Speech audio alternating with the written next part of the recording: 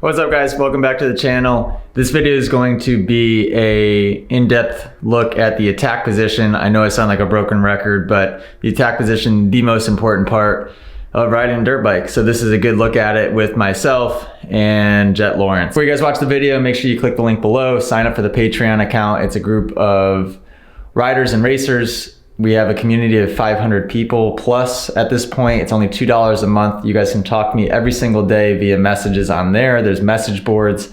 And then you can also send in your riding footage to be analyzed, which is pretty cool. So only $2 a month for that. Sign up for that below.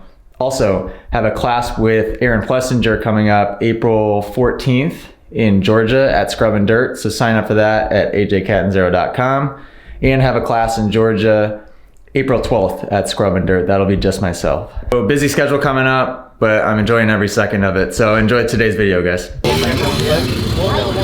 Is it up to your spec? Nah.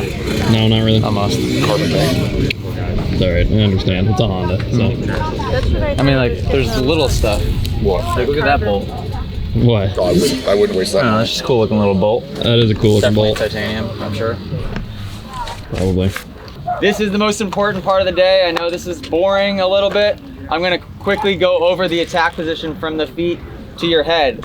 Even just watching the warm-up, it's really interesting to see most of the riders in the wrong position. Even if it's just something subtle difference with the feet, having your feet drawn too far forward, whatever it is gonna completely pull the rest of your body out of position, and you're just gonna end up in a dangerous spot on the bike. It's not a coincidence that most pros, with the exception of having a little bit of flair added to it or their own unique style, look pretty similar on the bike. So their standing position looks about the same, sitting position looks pretty close. It's because they're in a neutral, balanced spot on the bike. Your feet are in the wrong spot and driving your knees too far forward, our weight's gonna be over the front. If we're riding like a lot of old guys that I watch ride where their arms are extended and their head's all the way off the back, and now we have the weight way too far off the back. So we need to always think neutral. First thing is feet. We want to always be on the balls of our feet. What a lot of riders are guilty of is riding on their arches or their heels. Reason for that, I think, is it gives them kind of that access to the brake lever, to the shift lever, to kind of rotate in, rotate out.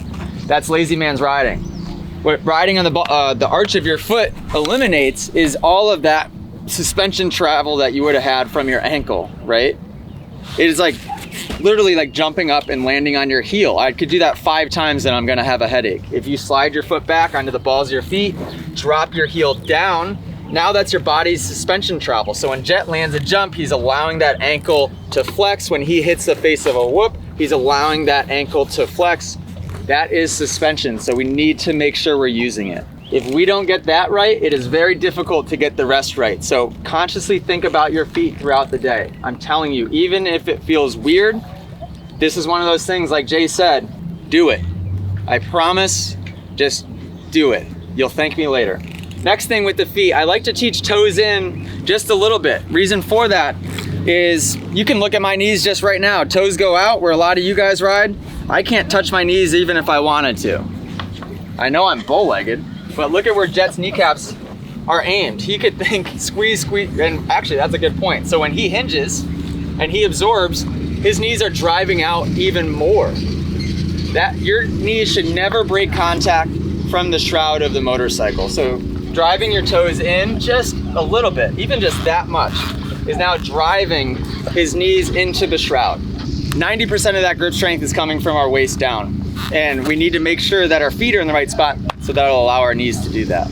Next thing, when we stand, we want to try to keep our knees level with or behind the foot peg. So what we want to avoid is landing obstacles and absorbing obstacles and allowing our knees to drive this way.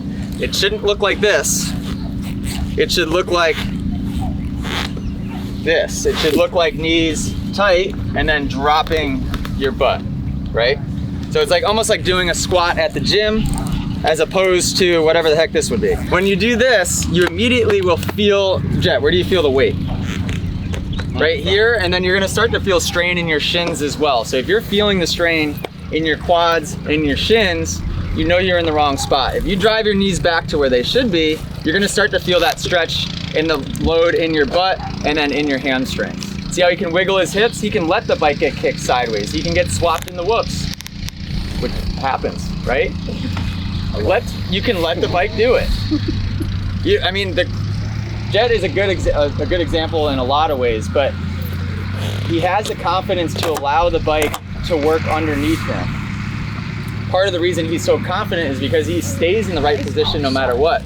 So when you see Jett charge into a set of whoops really fast and things start to go wrong, he can kind of just allow it to figure itself out underneath him. If he were to panic and end up in this position, tail tuck position, arms extended position, then things are gonna go really wrong and he's gonna crash. But as long as he keeps his head forward and these hips unlocked so the bike can work, you'd be amazed how many situations you can get yourself out of. And because my toes are pointed in, I have the impact so I can grip my bike, because if I go on the whoops and my knees are out, not gripping it, this thing's gonna go everywhere. Because if you look at it, has anyone seen a photo of a set of whoops? Yeah, they're all cupped out and they're not just like perfectly cupped out. There's tire marks, so it's got grooves in it. So if your bike's gonna hit that, especially when it's really hard, that's gonna deflect off it a lot. So in Supercross whoops, I really have to make sure I grip real hard with my knees. That's like, I can kind of let loose everywhere else, but whoops, you really have to make sure that you grip hard with your knees. That's the biggest part of hitting whoops, is staying central and strong. Think tight with the knees, loose with the hips. And I know that could be a tricky concept to understand, but you need to allow the bike to work with your hips while keeping crazy, crazy tight with your knees.